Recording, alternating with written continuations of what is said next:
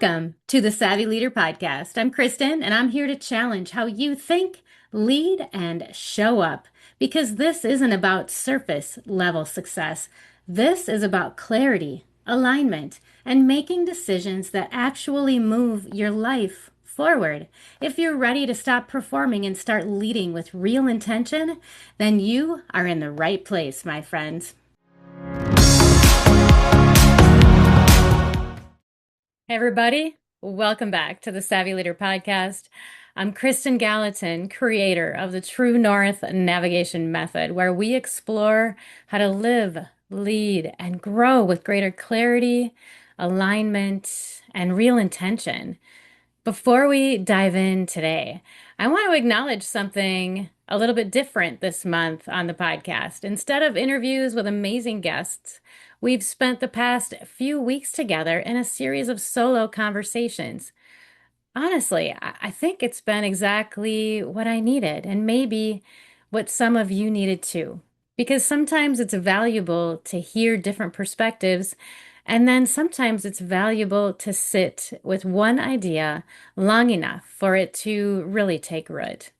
This month, we have spent a lot of time talking about freedom and also flexibility, not just freedom to travel or do what you want, where you want, whenever you want, but the freedom to intentionally build a life that reflects who you are and what matters most.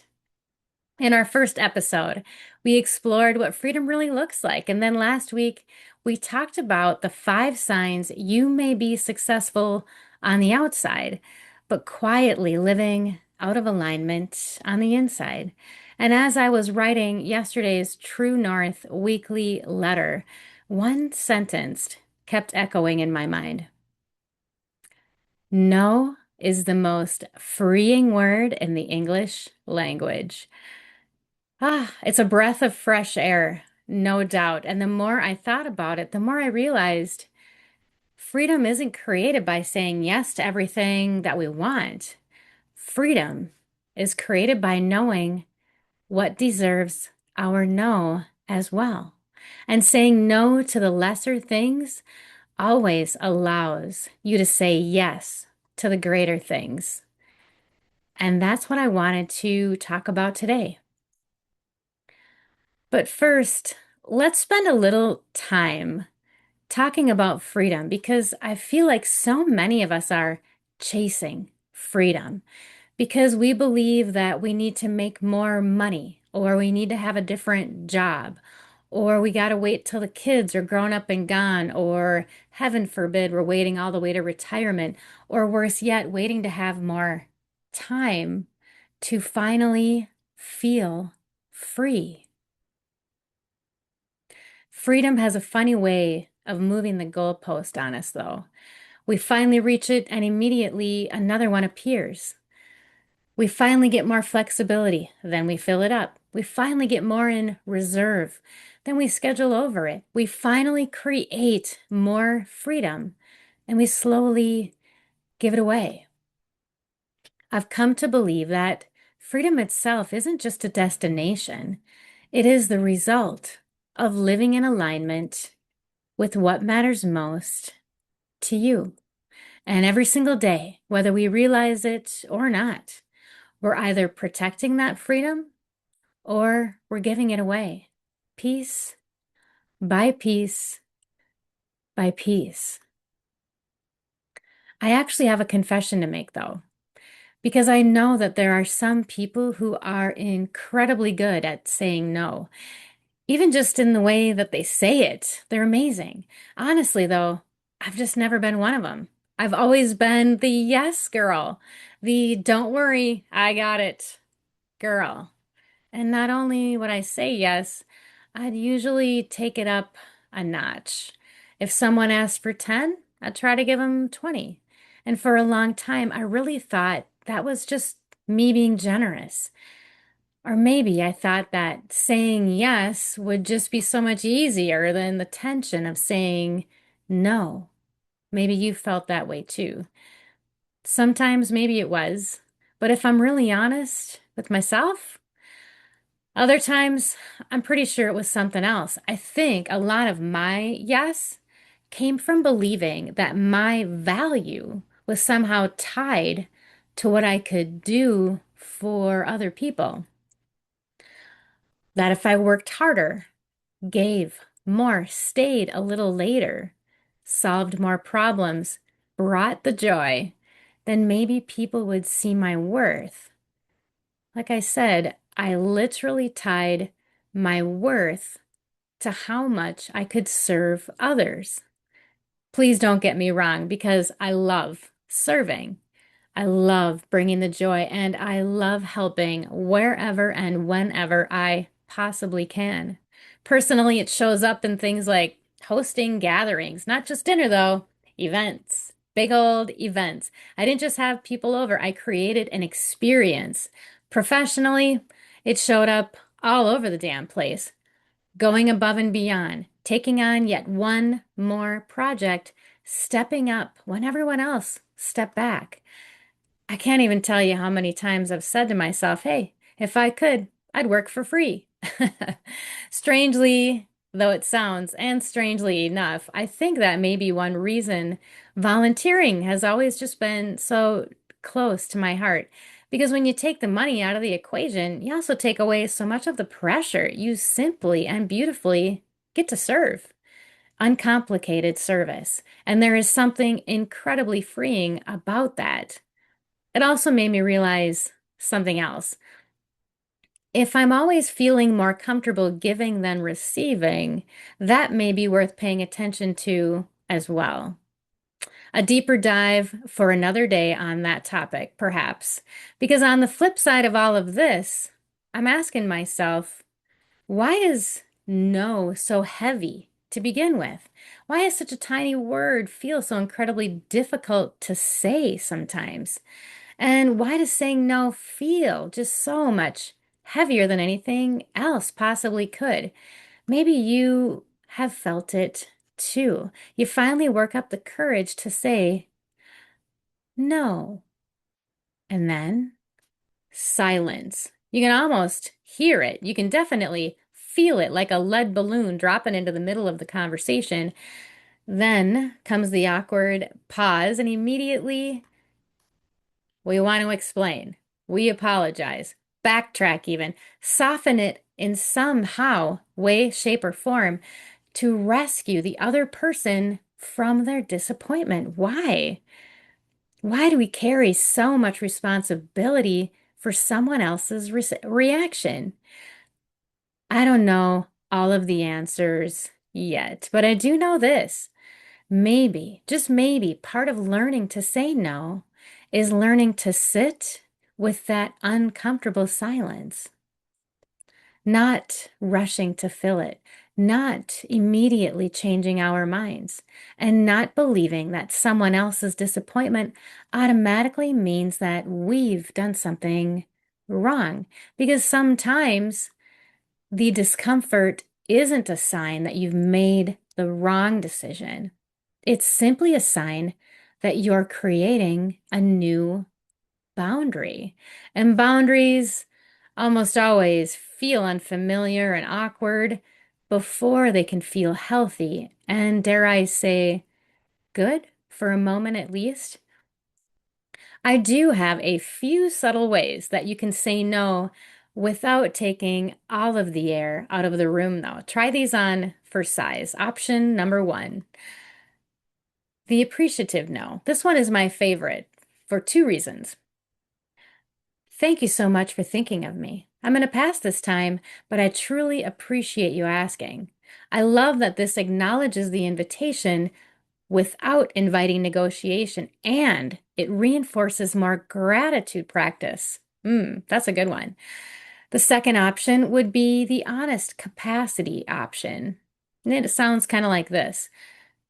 I'd really love to help, but I don't have the capacity to give it the time and attention that it deserves right now. This shifts the focus away from rejecting the person and toward protecting your capacity. The next option, the last one, is a bit more purpose driven. And it goes like this. That sounds like a really great opportunity.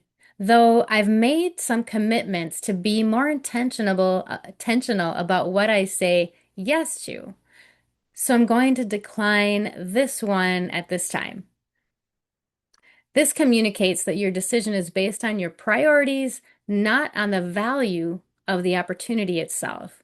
You may notice, though, that none of these responses include an apology, not because we shouldn't be kind, but because setting a healthy boundary isn't something that we need to apologize for. I've noticed that so many of us start every no with a, I'm sorry, mm, almost as if protecting our own time is begging for it. But what if we replaced the guilt with gratitude instead? Kind of like option one. Try this out. Thank you for thinking of me. I'm going to pass this time. Simple, eloquent, to the point. It still honors the relationship without apologizing for having boundaries. And this gratitude replacement concept, honestly, one of my most favorite, especially when I'm running late to a meeting. So instead of saying, hey, I'm so sorry I'm late, how about saying, thanks for waiting for me? Hmm, give it a try. One more insightful observation on this subject is maybe the goal isn't to make our no feel comfortable for everyone else. Maybe the goal is to make it honest, respectful, and clear. If there's a little silence afterward, perhaps that's not something to fix. It's simply the sound of a healthy boundary being established. Okay, there is one more part of this that I think actually deserves an entire conversation of its own. Because sometimes people may not be willing to accept your no. They negotiate with it, they try to convince you, they guilt you or pressure you even. Sometimes they act as though your no is merely the opening round of a serious negotiation instead of the complete sentence that it is. That is so true sometimes. I think that actually could be a conversation worth exploring in a future episode because learning to say no is one skill. Learning to hold on to your no when it's been challenged, that is an entirely different one, my friends. Another one of the biggest lessons that I've learned is that every yes has some kind of a cost attached to it. It's either costing you time, energy, maybe it's costing attention, or it costs you your peace. How many times have you regretted that yes? Sometimes it can even cost you your health or a relationship that is really, really important to you. Sometimes it'll cost opportunities that we've never even had the chance to see because our calendar is just so damn full. Every yes is also a no, and every commitment is a trade-off. The real question isn't, what am I saying yes to? It's, what is this yes actually costing me? Because every unnecessary yes slowly pulls us away from the life we're trying to build. And that is where we must always remain vigilant in our efforts to protect our freedom. Freedom isn't protected by having fewer responsibilities, though. It's protected by making better, more sound, more aligned decisions, by knowing your priorities, honoring your values, by creating reserves, even. What do I mean by creating reserves? Well, as I was thinking about the August theme of sustainable success, I realized there's one thing that we just don't talk about enough, and that's reserve. Call it what you want. White space, buffer, capacity, rhythm. Everyone talks about things like productivity or time management, work-life balance. So few people talk about reserve, and yet it's the thing that makes all the other things possible. Reserve isn't just having extra time.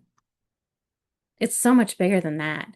Reserve is what you have left after you've met all of the demands of the day. Or to put it another way, reserve is what protects your freedom. When I talk about creating reserve or margin, we could say even, I'm not talking about becoming lazy. And I'm not talking about lowering your standards or giving up on your goals. Heck no. I am talking about creating enough capacity in your life that you can actually enjoy the life that you're building. Think about it this way. If your calendar is full, your mind is probably full too. If your schedule is jam-packed, your emotional capacity is jam-packed too. If every hour is spoken for, there's just no room for life to happen, no room for a friend who may need you, and no room for that creativity, no room for rest, no room for unexpected opportunities. There's just no room to even breathe. And somewhere along the way, we've convinced ourselves that a completely full and colorfully time-blocked calendar is that sign of success. I'm beginning to think that it's more like a warning sign. Reserve has a real purpose. It's what allows you to respond instead of react. It allows you to think instead of constantly put out fires, and it's what allows you to choose instead of simply survive. Without any reserves, everything feels urgent, everything feels important, and everything feels exhausting. Think about your phone for just a minute. Let's go there. Because when that battery drops to less than 5%, our whole world changes. You're no longer casually scrolling on your phone. You're super intentional and hyper focused, desperate even. You're closing out apps, turning down the brightness, looking for the nearest charger, and wishing you had remembered to bring your spare. Your entire focus shifts because there's no reserve left. I think many of us live our lives under 5%. We're functioning, we're showing up, we're getting through the day, but there's just nothing left. No emotional reserves, physical reserves. We're tapped. There's no spiritual reserve, certainly no creative reserves, and eventually even the smallest inconvenience feels completely overwhelming. Not because we're weak, because we are depleted. There's just nothing left. And here is where this connects back to everything we've talked about this month. We have spent so much time trying to create freedom, financial free time, free, location, career, freedom. But then we fill every bit of that freedom with more commitments, obligations, meetings, projects, expectations. We finally create the very thing we've been chasing, and then we crowd it out. Freedom rarely disappears all at once. It disappears one unnecessary yes at a time. And reserve. Reserve is what protects it. And reserve isn't just about your calendar. It's in every area of your life. Time. Time reserves is making sure there's enough room for in your schedule to think, breathe, and be. An energy reserve recognizes that just because you can do something doesn't mean you should. Financial reserve creates enough breathing room that one unexpected expense doesn't become a full-on crisis. And relational reserves is having enough of yourself left to truly be present with the people you love instead of giving them what's left over. Maybe freedom isn't measured by how much time you have. Maybe it's measured by how much reserve you are able to protect. Because without that reserve, we lose our patience, our perspective, we can lose our health. Sometimes we even lose ourselves completely. Creating a reserve isn't about doing less for the sake of doing less. It's about protecting what matters most. And maybe that's why saying no is so, so important. Every healthy reserve begins with one intentional decision.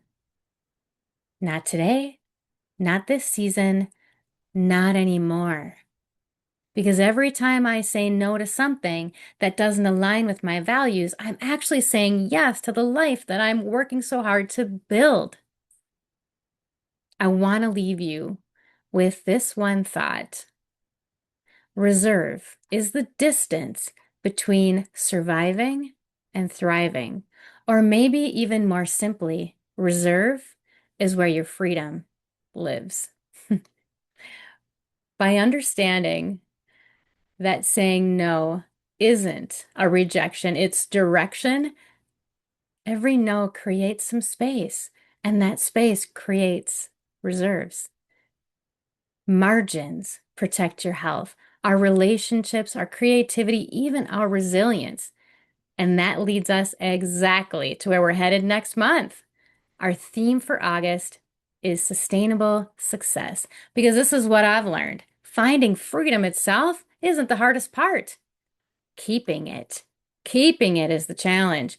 Most people don't wake up one morning completely burned out. Burnout happens one small compromise at a time, one ignored boundary, one skipped day of rest, one more obligation, one more commitment, one more yes, until eventually the life we built starts owning us instead of supporting us. Throughout August, we're going to explore what I like to fondly call the 4 pillars of sustainable success. And it begins with alignment, of course, because we need to know that we're headed in the right direction. Then we'll look at capacity to make sure that not only can we carry this, but are we carrying the right things? Next is resilience, making sure that we can recover when life knocks us down, because it will. And then reserves. What am I protecting so that I can continue this important journey? Because success shouldn't be measured by what you can survive. It should be measured by what you can sustain. All right. Before we close out today, I'd like to introduce something new that I hope becomes a regular part of our journey together. I'm going to call it Looking True North. It's a chance to pause at the end of each monthly series to reflect on what we've learned and look ahead to where we're going next. If July has taught us anything, I hope it's this. Freedom isn't found someday. Freedom is created today, one intentional decision at a time, one aligned choice at a time, and sometimes even one courageous no at a time. This is something I want you to carry with you this week. As you look at your calendar, ask yourself these things. What have I been saying yes to that no longer deserves my yes? Or maybe more importantly, what greater yes is waiting on the other side of that no? Spend some time with those questions. Write about them, pray on them. Talk about them with someone you trust. You may be surprised by what surfaces. And as we look ahead to next month, we'll be shifting our focus from creating freedom to protecting it. We'll explore stress and health, resilience, boundaries, energy, and what it really means to build success that supports and not sacrifices the life you're working so hard to create. Because your true north isn't just about choosing the right direction. It's about creating a pace that allows you to keep walking toward it. Thanks so much, you guys, for spending part of your day with me. If today's conversation resonated with you, I'd really love it if you would share this episode with someone who has a hard time saying the word no, or even someone who may need or who feels like they need permission to protect their time and the life that they're building. And if you're enjoying these conversations, please do subscribe, leave a comment or review, and then join me in the Savvy Living Network as we continue this journey together. Until next time, stay aligned, stay intentional, and keep moving toward your true north. Thanks for listening to the Savvy Leader Podcast. If something in this conversation made you think differently, that's the point. Share this episode with someone who needs it and make sure you're subscribed so you don't miss what's next. For more conversations on clarity, alignment, and real leadership, connect with me through the SavvyLivingNetwork.com and join the conversation at the Savvy Leaders Lounge on Substack. Until next time, lead with intention.